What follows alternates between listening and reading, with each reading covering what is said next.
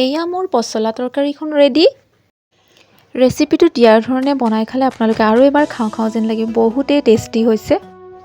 নমস্কাৰ বন্ধু বান্ধৱীসকল, জুলিছ ব্লগলৈ স্বাগতম জনাইছোঁ। এই যে দেখিছে মই পচলা কাটি ল'লোঁ মিহি মিহিকৈ, আৰু ইয়াৰ লগত পিঁয়াজ কাটি লৈছোঁ, আদা নহৰু পেষ্ট আৰু দুটামান গোটা জিৰা, তেজপাত, আৰু ইয়াত তেল গৰম হৈ গ'ল আৰু তেজপাত, আপোনাৰ গোটা জিৰা আৰু শুকান জলকীয়া দি দিছোঁ আৰু পিঁয়াজ দি এতিয়া অকণমান ৰঙা চিঙা পৰালৈ ৰখিম। তাৰপিছতে মই পেষ্টটো দি দিছোঁ, আৰু ইয়াৰ মছলা বুলি ক'বলৈ নিমখ হালধিটো আছেই, জলকীয়া পাউডাৰ লৈছোঁ আৰু জিৰা গুড়ি মছলা চামুচৰে 2 চামুচ লৈছোঁ, বেছিকৈ ওলোৱা নাই নহ'লে পচলা তৰকাৰীখন মছলা হৈ যাব। আৰু এয়া অলপ খোৱাৰ পিছতে মছলাটো এতিয়া আলুখিনি এড কৰি দিলোঁ। আলুখিনি অলপ ভাজি থাকিম, যিহেতু পচলাটো সোনকালেই হৈ যাব, কোমলীয়া পচলা অলপ দেৰি ভাজি নিকে।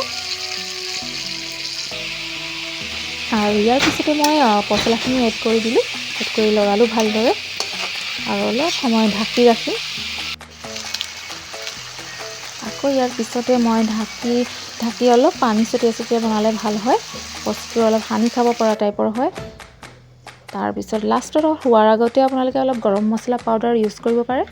আৰু এইয়া মোৰ পচলা তৰকাৰী ৰেডি, আৰু গৰমে গৰমে ভাতৰ লগত পৰিৱেশন কৰিব পাৰে, নহ'লে ৰুটিৰ লগতো পাৰিব। তো আজি মোৰ ৰেচিপিটো কেনেকুৱা লাগিলে আপোনালোকে জনাবচোন। যদি ভাল লাগিলে লাইক দিব, কমেণ্ট কৰিব, তো নতুনসকলে ছাবস্ক্ৰাইব কৰিব বুলি আশা থাকিল। তো আজিলৈ আহোঁ, বাই বাই।